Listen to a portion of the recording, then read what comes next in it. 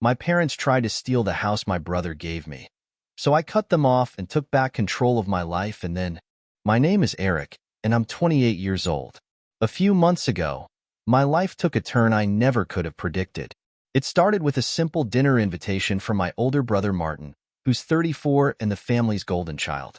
Martin has always been the one who seemed to have everything figured out. After starting his own tech company a few years back, his career skyrocketed. He's the kind of person who can turn anything into a success. Me? I've been steady but unremarkable, working as an IT technician in Richmond, Virginia, just getting by. When Martin called to say, "Let's grab dinner. I've got something to talk about," I didn't think much of it. We've always been close, though his schedule rarely leaves room for family time. I figured he wanted to discuss some new project, or maybe vent about the stress of running his company. The evening was calm and ordinary at first. We met at a small diner we used to go to as kids, tucked into the outskirts of Richmond. I got there early, grabbed a coffee, and settled into a booth by the window. Martin arrived a few minutes later, looking sharp as ever, wearing that casual confidence that seems to follow him everywhere. We started with small talk, work updates, mutual friends, even a few jokes about how I still hadn't upgraded my car from the beat-up sedan I'd been driving for years. Then, Martin's tone shifted. He reached into his jacket pocket and pulled out a plain white envelope. "I've got something for you," he said, sliding it across the table. I raised an eyebrow. "What's this?" "Just open it." Inside the envelope were documents I didn't immediately recognize, legal papers of some kind. But as I scanned the text, my stomach flipped. It was a property deed. My name was on it. I looked up at Martin, bewildered. "Is this a joke?" His grin widened. "No joke, Eric. It's yours." "You're messing with me," I said, still trying to process. He shook his head. "I'm serious. That house in Charleston? It's yours now. I've already taken care of everything. All you need to do is sign a couple of papers." My mind raced. I knew Martin owned a few properties as investments, but I never imagined he'd just give one away, let alone to me. "Why are you doing this?" I asked, my voice barely above a whisper. Martin leaned back in his seat, his expression softening. "Because you've always been there for me. You were the only person who believed in me when I was struggling to get my business off the ground. You've helped me more than you realize, and this is my way of saying thank you." I was speechless. Memories of those hard years came flooding back. Late-night phone calls when Martin doubted himself, the weekends I spent helping him set up his first office, the times I lent him money when he couldn't make rent. I never expected anything in return. He was my brother, and I was happy to help. "You didn't have to do this," I finally said. "I know," he replied, "but I wanted to." Over the next few weeks, the process moved quickly. Martin had already handled most of the legalities, so it was just a matter of signing a few documents. Before I knew it, I was holding the keys to a beautiful two-story house on Elmwood Avenue in Charleston, South Carolina. The first time I walked into the house, it felt unreal. The place was perfect. It had a spacious living room, a modern kitchen, and 3 bedrooms. The furniture was tasteful and brand new, like something out of a magazine. There was even a small garden in the backyard, complete with a stone patio where I could imagine myself having coffee in the mornings. I called Martin that night. "This place is incredible. I don't even know how to thank you." "Don't make a big deal out of it," he said, laughing. "Just enjoy it. You deserve it." I settled in quickly. For the first time in my life, I felt like I had something that was truly mine, a place where I could build a future. Those first few weeks were some of the happiest I can remember. I'd wake up every morning feeling grateful, marveling at how lucky I was. At first, I didn't tell anyone outside of a couple of close friends. Not because I wanted to keep it a secret, but because I was still adjusting to the idea. It felt surreal to go from renting a small apartment to owning a house like this. Eventually, though, word started to spread. I mentioned it to my parents, Linda and Roger, during a casual phone call. Their initial reaction was excitement, at least, that's what I thought. "That's amazing, Eric," my mom said. "Martin gave you a house?" "He's always been so generous." My dad chimed in. "That's a big deal. We'll have to come see it sometime." I didn't think much of their comments at the time, but as the days went by, their tone shifted. One evening, My mom called me out of the blue. Eric, are you sure about this house? She asked, her voice uncertain. What do you mean? Well, she continued, it's just that, isn't that house supposed to be for the family? I mean, Martin bought it as an investment, right? I was taken aback. Mom, Martin gave it to me. He said it was his way of thanking me for everything I've done for him. But don't you think it should be more of a shared thing? She pressed. You know, something the whole family can enjoy? I tried to brush it off as a misunderstanding. My dad called the next day, echoing her sentiments. We thought that house was meant to stay in the family, he said. It doesn't seem fair for it to just be yours. I tried to explain. Dad, it wasn't some family heirloom. Martin bought it a few years ago. It's not like it's been passed down for generations, but they didn't seem to care about the details. To them, the house had somehow become a family home, and they weren't happy with the idea of it being solely mine. For a while, I thought we could work through it. But looking back, I realized that conversation was the beginning of something much bigger, a conflict that would take over my life in ways I never could have anticipated. What should have been a dream come true was about to turn into a nightmare. After moving into the house, I was on cloud 9. Every morning, I'd wake up and remind myself that this place was mine. The quiet neighborhood, the spacious rooms, the small garden out back, it all felt like a dream. For the first time, I had a sense of stability, something I could call my own.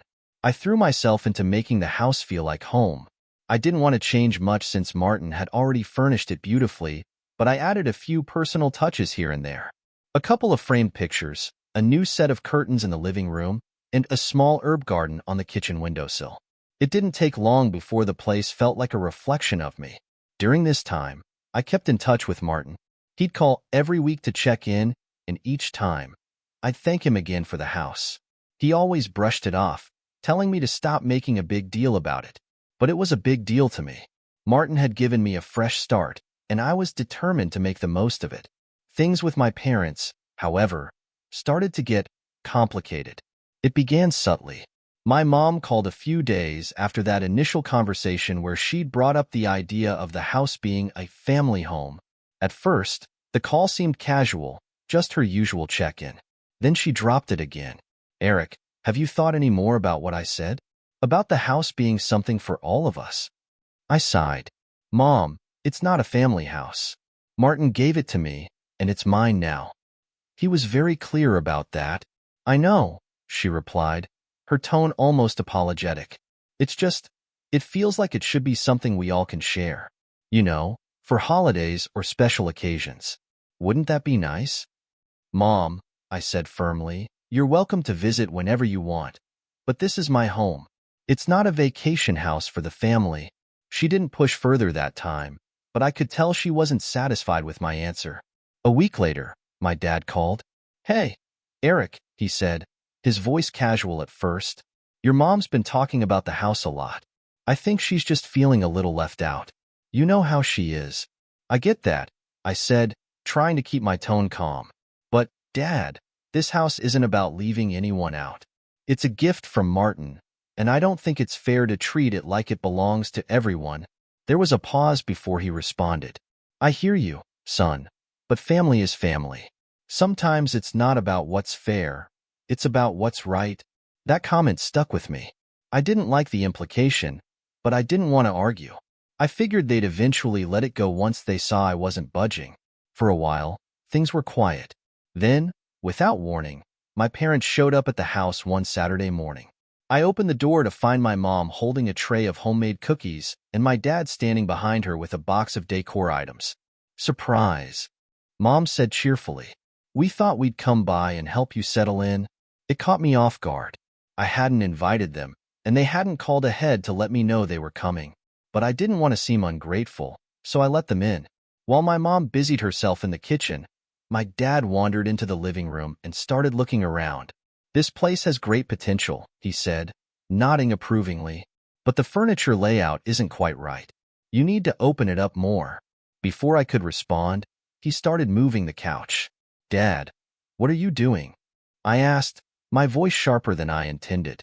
Just making it flow better, he said, as if it were the most natural thing in the world. Can you not? I like it the way it is. He shrugged but didn't stop.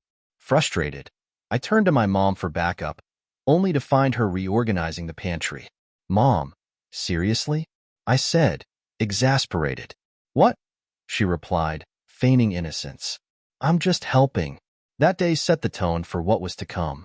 My parents started treating the house like it was theirs. They'd show up unannounced, sometimes bringing friends along to see the place. One afternoon, I came home to find my dad in the backyard trimming the hedges. It needed some work, he said when I confronted him. It's my garden, Dad. I'll take care of it. He waved me off. Don't be so sensitive, Eric. I'm just helping. I tried to address it directly. I sat them down one evening and explained that while I appreciated their intentions, they needed to respect my space. Look, I said, keeping my tone measured. I love you both, and you're always welcome here. But this is my home. I need you to ask before coming over and let me handle how it's managed. I thought they'd understand. Instead, they seemed offended. This is still a family home, my dad said firmly. You're just living in it. Dad, that's not true. Martin bought this house, and he gave it to me. It's not a family property. Maybe not legally, my mom chimed in, but in spirit it belongs to all of us. It was like talking to a brick wall. No matter how I explained it, they refused to see things from my perspective. And then came the extended family. Somehow, my parents managed to spin the story in a way that made me look selfish. I started getting calls from aunts and uncles, even cousins I hadn't spoken to in years. Eric, my Aunt Susan said during one particularly frustrating call, I heard you're being a bit territorial about the house. Don't you think it's important to keep the family together? Territorial? I repeated, incredulous. It's my house. How is setting boundaries territorial? Well, your parents feel like you're shutting them out. Maybe you should think about what's really important here. What was important, I wanted to shout, was my sanity. But instead, I bit my tongue and politely ended the call. It was exhausting. What should have been the happiest time of my life was turning into a nightmare. My parents were relentless, and their actions were creating a ripple effect that dragged the entire family into the drama. I knew I had to stand my ground, but the battle was only beginning. This house, the gift of a lifetime, was quickly becoming a battleground I never signed up for. The tension with my parents didn't just linger, it exploded. What started as subtle intrusions into my life became full-blown entitlement. At first, I tried to manage it, believing I could reason with them. But they weren't interested in understanding. The turning point came one Sunday afternoon. I had plans to relax after a long week, but when I pulled into my driveway, I saw 3 unfamiliar cars parked in front of the house. My heart sank. Inside, my parents were entertaining a small group of family friends in my living room.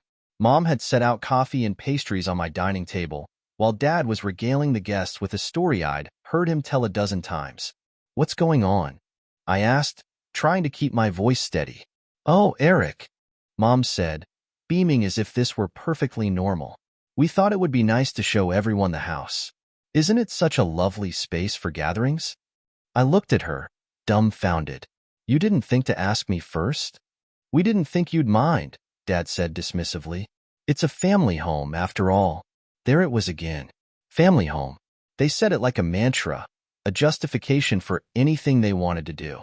I took a deep breath and turned to the guests. Thank you all for coming, but this is my house, and I wasn't expecting visitors.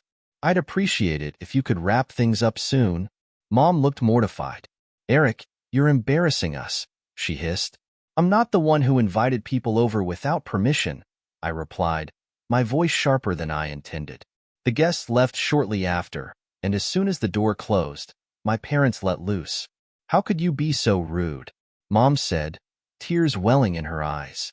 I'm not being rude, I shot back. You're the ones who keep crossing boundaries. This is my house, not a community center. We're your parents. Dad bellowed. We have a right to be here. No, you don't, I said, finally snapping. You don't have any rights here. This house belongs to me. Period. They stormed out after that, but the damage was done. The next day, I started getting calls and texts from relatives who'd heard their side of the story. Apparently, They'd spun the situation to make it seem like I was shutting them out of a family heirloom. Aunt Carol called to scold me. Eric, how could you treat your parents like this? They've done so much for you. It's not about treating them badly, I explained for the 100th time. This house isn't a family asset. Martin bought it, and he gave it to me as a gift. It's mine. Still, she said, her tone heavy with judgment, family should come first. That phrase became the rallying cry of everyone who sided with my parents. Family should come first. I was torn between frustration and exhaustion. How could I make them see that this wasn't about rejecting my family, but about protecting my own space? Things escalated even further when I came home one evening to find my dad rearranging my living room furniture again. Dad, what the hell are you doing? I asked, my voice barely concealing my anger. This layout doesn't work, he replied, as if it were obvious. You'll thank me later. Dad, stop, I said firmly. I don't want you touching my stuff. It's just furniture, Eric, he said, brushing me off. It's my furniture in my house. Why is that so hard for you to understand? When I confronted him about how he'd gotten in, he admitted they'd kept a spare key from when Martin owned the house. That was the last straw. The next morning, I called a locksmith and had all the locks changed. I didn't tell my parents, figuring they'd find out soon enough. And they did. A few days later, they showed up unannounced. When their key didn't work, they called me, furious. You changed the locks? Mom shouted over the phone. How could you do this to us? Because you keep crossing boundaries, I said. This is my home, and I have a right to decide who comes and goes. This is betrayal. Dad barked. We raised you, and this is how you repay us? I hung up after telling them I wasn't going to argue anymore. But their reaction didn't stop there. They started leaving guilt-laden messages on my voicemail, alternating between anger and tears. One day, they showed up with flowers and homemade lasagna, leaving them on the porch with a note that read, "We miss you. Please let us in." It might have seemed sweet if it weren't so manipulative. When I didn't respond, they shifted tactics. Mom began posting cryptic messages on Facebook about ungrateful children and family bonds being broken. Mutual family friends started commenting, offering sympathy. Some messages were even directed at me without naming names. No matter what, family should always stick together, one post read. The situation became unbearable when I learned they were consulting a lawyer to see if they could legally challenge the transfer of the house. I found out through Martin, who overheard them talking at a family gathering. Eric, you need to be prepared, Martin told me over the phone. They're really trying to fight this. I can't believe they'd go this far, I said, my voice trembling with a mix of anger and disbelief. They're being ridiculous, Martin said. Don't worry. I've got your back. The legal claim didn't hold up, of course. The deed was airtight, and their argument was baseless. The case was dismissed almost immediately, but the fallout was brutal.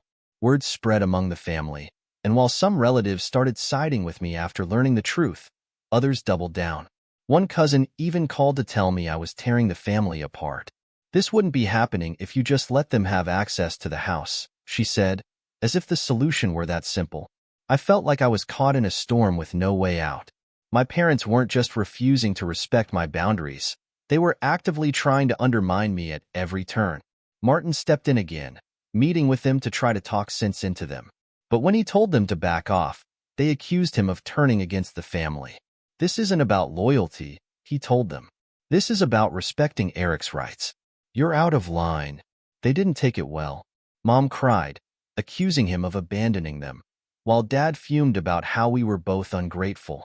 Martin told me to avoid engaging with them, but it was hard. The constant calls, messages, and unsolicited visits were taking a toll on me. What should have been a time of joy had turned into a nightmare. It was clear that I needed to take stronger action, but I didn't know what. All I knew was that something had to change. I thought things had reached their peak when my parents tried to spin the family against me, but I underestimated just how far they were willing to go. Shortly after their failed attempts to guilt me into sharing the house, Martin called with alarming news. They filed a legal claim, he said, his tone serious. What? Against me? I asked, stunned. Yeah, Martin replied. They're arguing that I didn't have the right to give you the house without consulting them first. For a moment, I couldn't even respond. The sheer audacity of it left me speechless. They can't be serious, I finally said. They are, Martin assured me. But don't panic. The deed's clean, and they don't have a leg to stand on. Despite his reassurances, I couldn't help but feel rattled. This wasn't just a disagreement anymore. It was an all-out war. I contacted my lawyer immediately, and he confirmed what Martin had said. The claim was ridiculous and would almost certainly be dismissed, but the stress of the situation was overwhelming. When the court date came, I walked in feeling a mix of anxiety and determination. My parents sat on the opposite side of the room, their lawyer by their side. Seeing them there, treating me like an adversary, was gut-wrenching. Their lawyer began by painting them as victims. He claimed that the house had always been understood as a family asset and that Martin's decision to gift it to me had been impulsive and unfair. He even suggested that their actions were motivated by a desire to preserve family unity. It was surreal, sitting there and listening to these fabrications. When it was my lawyer's turn, he presented the facts clearly and concisely. He outlined the timeline of the house's purchase and transfer, emphasizing that it was a personal gift from Martin to me with no obligations attached. Then came the evidence. My lawyer played security footage of my parents trespassing on the property, rearranging furniture, and even vandalizing the mailbox.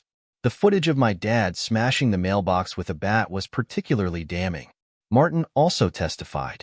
He explained that the house was never intended to be a family property and that he had made the gift to me as a gesture of gratitude for my support during his difficult times. It was my decision, Martin said, his voice calm but firm. I wanted Eric to have something of his own. My parents' actions since then have been completely inappropriate. Their lawyer tried to counter by claiming that the house had sentimental value to the family. But when pressed for specifics, their argument unraveled. By the end of the hearing, it was clear where things were headed. The judge dismissed the claim, ruling in my favor and reaffirming my legal ownership of the house. I should have felt relief, but instead, I was left with a bitter taste in my mouth. Winning in court didn't feel like a victory. My parents had turned something beautiful into a nightmare, and the damage to our relationship felt irreparable. After the ruling, I thought they might finally back off. I was wrong. Instead of accepting defeat, they doubled down. Mom cried to anyone who would listen, framing herself as a victim of her ungrateful children. Dad, meanwhile, went on the offensive, claiming that Martin and I had conspired to cut them out of the family. Their smear campaign went public on social media. Mom began posting vague, passive-aggressive messages about betrayal and the importance of family loyalty. Some relatives chimed in with supportive comments, while others reached out to me, demanding explanations. The final blow came one morning when I walked outside and saw that someone had scratched the side of my car and smashed my new mailbox. At first, I didn't want to believe my parents were behind it, but when I checked the security footage, there was no denying it. The video showed my dad sneaking onto the property late at night and taking a bat to the mailbox. I sent the footage to my lawyer and filed a police report. It felt surreal to be taking legal action against my own father, but I couldn't let this go. Their actions had crossed too many lines. When I confronted them about the vandalism, they didn't even deny it. Instead, they justified it by claiming they were acting out of frustration. This house was supposed to be for the family, Dad said, his voice dripping with self-righteousness. We're doing what we have to do to protect what's ours. It's not yours, I said, my voice shaking with anger. It's mine, and you're out of control. Despite their escalating behavior, I had a small glimmer of hope when some family members began to see through their lies. Relatives who had initially sided with them started reaching out to apologize. I had no idea things were this bad. My cousin Sarah said during a phone call, "They made it sound like you were being selfish, but now I see they're the ones causing all the drama." It was validating, but it didn't change the fact that my parents' actions had put me through hell. My lawyer advised me to take preventative legal measures to protect myself from further claims. I filed additional paperwork to strengthen my ownership of the house and ensure there were no loopholes they could exploit. Martin continued to support me throughout all of this. He even offered to pay for the repairs to my car and mailbox, though I refused. "You've done enough," I told him. "This is my fight now." He nodded, but looked visibly frustrated. "I just don't understand how they can justify any of this. It's insane." "It is," I agreed. "But they're not going to stop unless I make it clear that I won't be pushed around anymore." For the first time, I began seriously considering a restraining order. My lawyer assured me it was a valid option given the harassment and property damage, but I hesitated. It felt like such a drastic step, even after everything they'd done. I decided to give mediation one last shot. A mutual family friend offered to facilitate a meeting, hoping to help us find common ground. The meeting was a disaster. My parents started by demanding an apology from me, insisting that I'd been disrespectful and ungrateful. "I've done nothing wrong," I said firmly. "You're the ones who need to apologize for trespassing, for vandalizing my property, and for dragging the family into this mess." My dad's face turned red. "We were only doing what's right for the family." "No," I said, standing my ground. "You were doing what's right for yourselves." The meeting ended with my parents storming out, vowing to cut me out of their lives completely. I should have felt relieved, but instead, I was left emotionally drained. This wasn't just about the house anymore. It was about setting boundaries and refusing to let them control me. I wasn't sure what would happen next, but one thing was clear. I wasn't going to let them break me. After the court's dismissal of my parents' legal claim and the failed mediation attempt, I made a difficult but necessary decision. I went completely no contact with them. I blocked their numbers, stopped responding to messages from family members trying to mediate, and even unfriended them on social media. It wasn't an easy choice, but I couldn't keep subjecting myself to their manipulation and drama. For the first time in months, my home felt like a sanctuary again. I began focusing on making the house truly mine. The damage they'd caused, the smashed mailbox, the scratches on my car, and the emotional weight of their constant presence was still fresh, but I was determined to move forward. I repainted the walls, replacing the neutral tones Martin had chosen with colors that reflected my personality. The living room became a warm, inviting space with earth tones and cozy furniture, while the kitchen got a fresh coat of pale green that felt lively and energizing. I replaced the mailbox with a sturdier model and installed additional security cameras around the property. I even planted a row of sunflowers along the backyard fence, something I'd always wanted to do. Every change I made felt like reclaiming a piece of myself. Martin helped with the renovations, both financially and physically. At first, I hesitated to accept his help, not wanting to lean on him any more than I already had. But he insisted, saying it was his way of making things right after unintentionally dragging me into this mess. We spent weekends working on the house together, painting, assembling furniture, and tackling small DIY projects. It brought us closer than we'd ever been. In a strange way, the chaos with our parents had strengthened our bond. "It looks amazing," Martin said one afternoon as we stood in the backyard, surveying the freshly painted fence. "Thanks," I replied. "I feel like it's finally starting to feel like mine." "And it should," he said firmly. "You've been through hell for this place. Don't let anyone take that away from you." As I began to rebuild my life, I threw myself into my career. The focus paid off. I earned a promotion at work, which brought both financial stability and a much-needed boost to my confidence. For the first time in a long time, I felt like I was back in control. But even with the progress I was making, my parents didn't fully disappear from my life. I started hearing rumors through mutual acquaintances and distant family members. Apparently, my parents were struggling financially. Their attempts to cling to the house had been about more than just control. It had been their backup plan, a way to secure their future. When Martin and I confronted them about it through a third party, they admitted it was true. They'd mismanaged their retirement savings and were banking on the house as a fallback. But instead of apologizing, they justified their actions, claiming they'd only been acting out of necessity. "We had no choice," Dad said. "We were trying to protect the family. By tearing it apart?" I shot back. The conversation ended in frustration. They refused to take accountability, and I refused to back down. Shortly afterward, they escalated things yet again, announcing to the extended family that they were cutting both Martin and me out of their will. It was a transparent power play. an attempt to regain control by holding something over our heads, but it backfired. By this point, many family members had seen through their behavior and started distancing themselves. For the first time in months, I felt like I had allies. Cousins who had initially sided with my parents began reaching out to offer their support. Even neighbors who'd heard bits of the story stopped by to check on me, offering words of encouragement. "You've been through a lot," one neighbor said as we chatted over the fence, "but you're handling it with so much grace. If there's anything you need, just let us know." Their kindness meant more than I could express. Around this time, I also started volunteering at a local community center. It was something I'd always wanted to do but had never found the time for. Working with kids and young adults gave me a renewed sense of purpose, a reminder that there were brighter things in life beyond the drama with my parents. Meanwhile, Martin made a big decision of his own.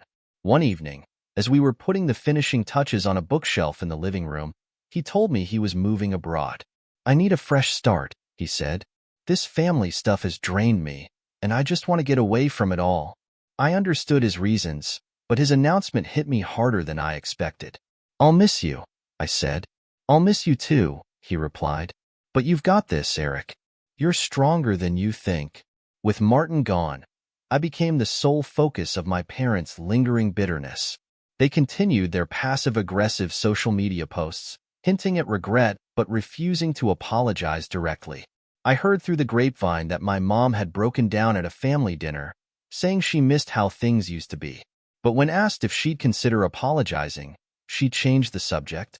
I realized then that waiting for an apology was pointless. They weren't ready to take responsibility for their actions, and I wasn't going to waste any more energy hoping for something that might never come. Instead, I focused on my own healing. Every day, the house became more than just a physical space. It became a symbol of my independence and resilience. The conflicts, the hurt, and the drama no longer defined me. One evening, as I sat in the backyard with a cup of coffee, watching the sunflowers sway in the breeze, I felt something I hadn't felt in a long time: peace. The road to this moment had been long and painful, but it had also taught me a lot about boundaries, self-worth, and the importance of standing up for myself. This house was supposed to be a fresh start, and now, after everything, it finally was.